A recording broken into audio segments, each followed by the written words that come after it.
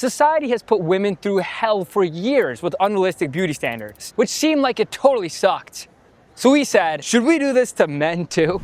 He's a good-looking guy, but has always wanted to be taller. If someone is less attractive, I facially mug them. If you look really good in today's world, you have a lot more influence than somebody who doesn't. How did we actually get here? They said I look fat and old and puffy. You start to see it kind of spiraling out of control.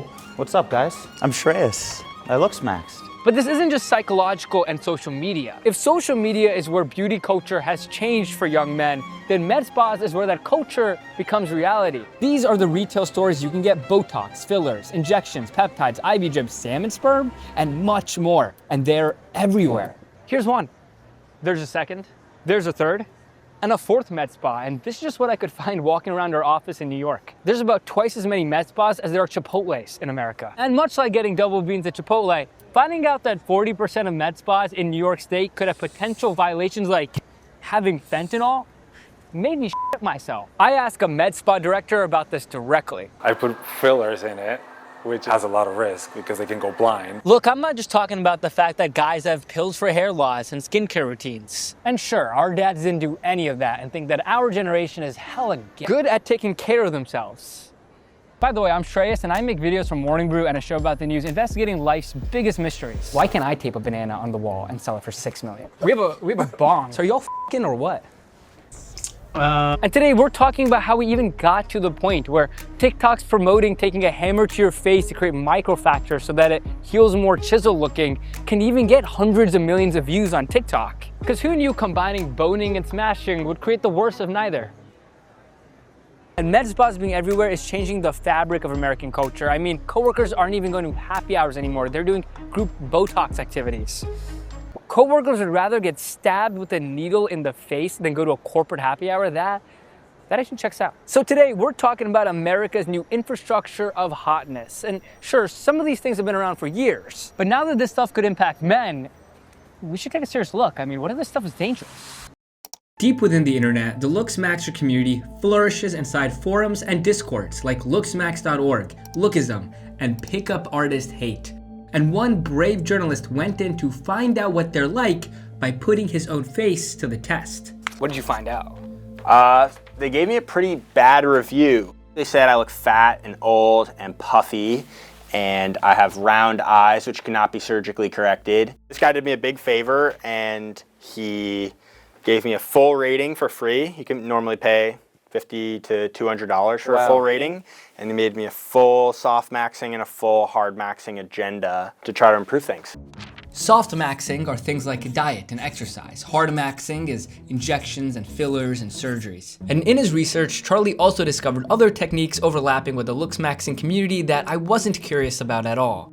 So gelking is a subcategory of manual at-home penis stretching, in which you use your hands or devices to put your penis under tension over time and enlarge it. Nut maxing is taking various supplements. I suppose it could also be your diet, but it mostly just boils down to taking supplements to increase the volume of your ejaculate. Yeah.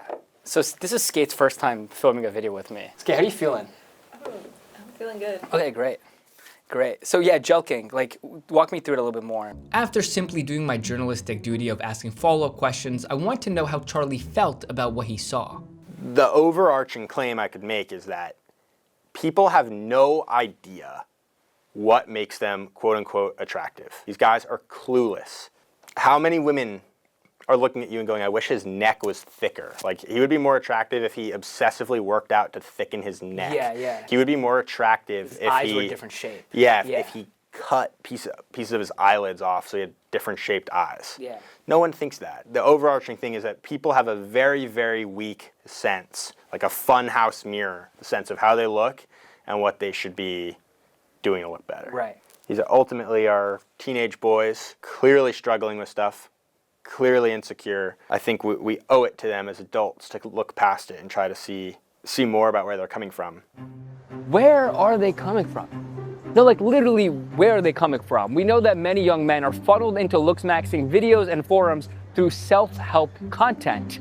But I wanted to go deeper with a social media expert to understand why. When I was young, I'm not afraid to admit that I would watch a YouTube video about how to talk to girls or how to be more confident and how to go up to people. And the videos would never end with, and also try microdosing a little bit of meth, which is what Clavicular does. He's a big Looksmaxxed influencer. It never ends with, take a hammer to your face, that'll help. There was this trust in the system when I was a kid that I feel like is gone now, and this feels different. During health crises, so COVID would be the most prominent one, there have been some restrictions by some of the big companies. Those obviously got politicized and became quite controversial, and therefore a lot of the big platform companies, and so Meta and Google, centrally, TikTok as well, have pulled back on moderating in the health, the personal health and public health spaces. The fallout from COVID and maybe perceived over moderating, continues to have ripple effects, and so we're in the space now where I think there's like relatively little moderation of a lot of medical claims. So it kind of sounds like that laid the roots for people to go online and for young guys to tell other guys stuff like this injection, this filler, microdosing meth is good for you. And this is where I think it gets dangerous. This is where the FDA and others have been very concerned. There's a lot of product marketing, a lot of sort of influencer creator types who have vested monetary interests in peddling goods, services, new supplements.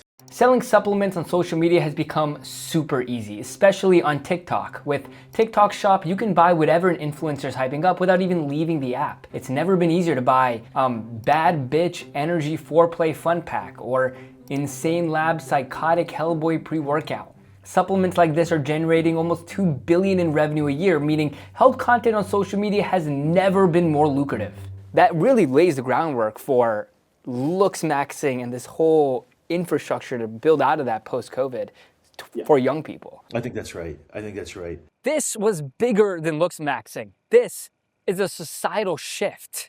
This led me to investigate med spas next. This is where the cultural transformation goes from content to actual cosmetic procedures. That's some alliteration I just dropped on you. It's a $22 billion industry that can more than quadruple, thanks in part because men are flocking there like geese. Another reason why med spas are growing at $2 billion a year is because they're underregulated. So many are willing to take on higher risk to give customers procedures that they ask for. How much more risk? Well, it's unclear, but when I was telling Dr. Carlos Rodriguez, a board-certified doctor with a medical degree, what motivated me to do this video, he told me this. And listen, I'm one of those that actually do things like that. Who? I do things like that for a patient. Bone smashing. Like I didn't do that, but I did, for example, to the date I did someone's forehead. Oh, Botox. Like, no. I put a filler, which is completely off-label. I put like a biostimulant on their forehead to get their forehead like more pronounced. Like they want a big forehead. They want some people they want to have a bigger forehead. Wait, so what did you do? I put fillers in it, which has a lot of risk because they can go blind. Right. But I actually do some things like that. Got it. And what do they ask for? They want to look different. They want to look like some of them. They want to look like characters. This is a video about guys trying to get hot. So it behooves me to try to hotify myself. I didn't know where to start, but then there I was, hanging out at the office kitchen when... And then I said, that's not a horse, that's my wife. Sure. What the f*** are those? What do you mean? Those are my shoes. Here, try these. When I wore today's sponsor, CV's, it was strange at first. Suddenly, I could effortlessly express their 1960s style. That's when the brand was founded after all, and then it disappeared until it was rediscovered at a thrift shop by a sneaker designer. And I get it. These are so comfy, some would say it's like walking on clouds. It's like walking on a cloud. CV's makes the full range of footwear, from sneakers, mules, slip-ons, and boots, each one with sneaker-level comfort. So there's a CV's for every occasion of your life. So use the QR code on screen or the link in our description and code Shreyas15, that's SHREYAS15 for 15% off your first pair. So I'm hot now, right? But outside of fast and cheap solutions that can sometimes be risky, going to a med spa made me discover something far more concerning. So we do a array of treatments here at the med spa in New York City, including body contouring, we do injectables, and also we do weight loss medications as well. Got it. What is body contouring? Meaning that they want to debulk or they want to like lose some body fat. Oh, like procedures to change their body. Right, exactly. Got it, okay. Or they want to, we do also BBLs, which is like injectables for your glutes to increase. BBL. Oh, like what's it called? Brazilian butt lift? Right, but we just do it with injectables. Got it, okay. No So, Brazilians involved. No. So let's say I walked in. I know I want to look better, but I don't know how. What do you say? Okay. Shall we go like as a full assessment? Full on, yeah, let's do it. I'll walk you through things that can improve. Like, let's say if you need some chin enhancement, or if you need to decrease your masseters to look a little slimmer here, or if nose is... As Dr. Rodriguez listed off a delicious buffet of procedures, it reminded me of someone saying that med spas are the fast food of plastic surgery.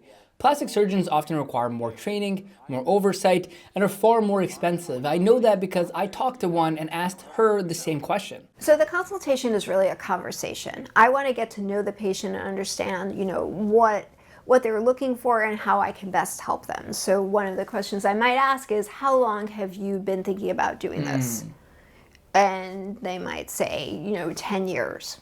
And then I'll say, okay, but you've been thinking about it for this long, why are you choosing to come in now?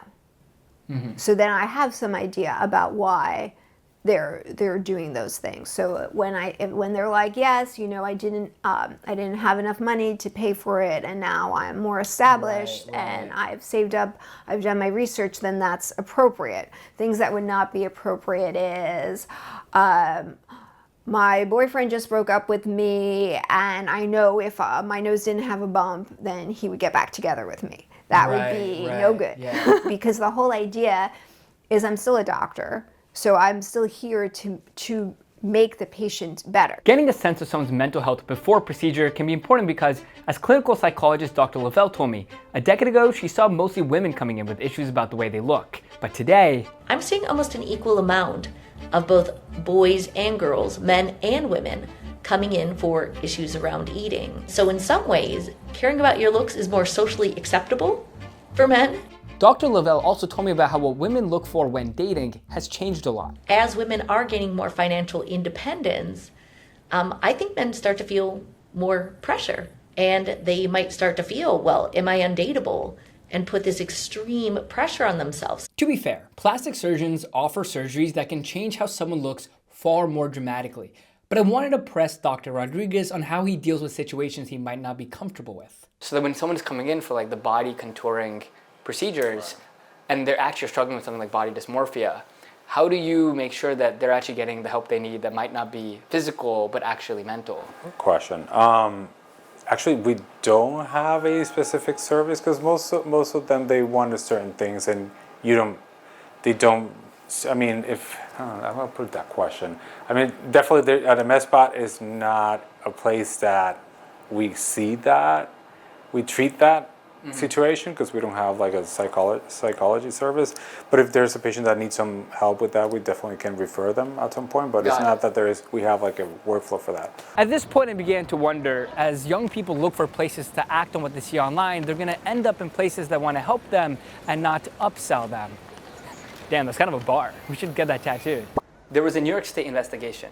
Have you heard of this one? Right. It found that 40% of med spas in New York, at least of the 223 that were inspected, were cited for possible violations concerning the unlawful practice of medicine, with investigators finding expired products, the presence of controlled substances like fentanyl, along with used needles.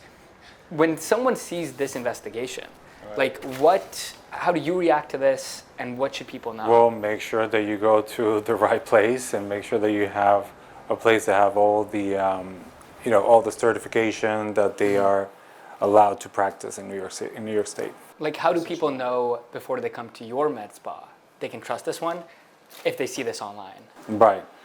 I mean, again, it's as long as you have something under supervision of a physician or practitioners. Right, so you would want to see stronger regulation. For sure. Yeah.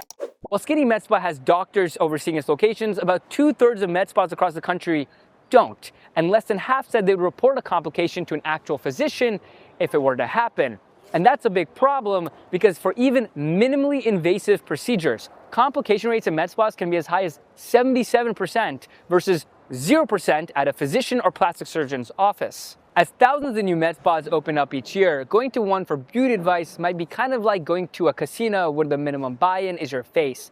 One time outside of Boston, a woman who was running a med spa bought Botox from Temu and injected it in countless women's faces, resulting in all sorts of problems. It's surprising because it turned out she went to Harvard.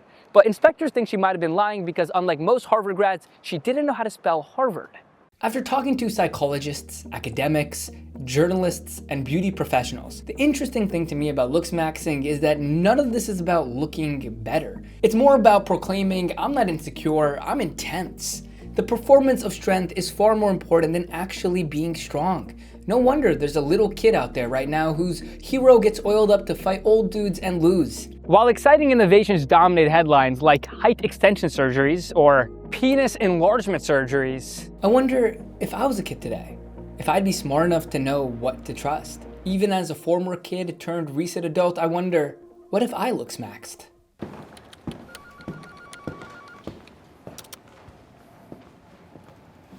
What's up, guys? I'm Shreyas. I looksmaxxed. Finally, our videos are gonna get some views. That's what I was thinking. Did you do something to your hair? My hair, my skin, my everything. Yeah, it looks really good. And then I said, that's not a horse, that's my wife.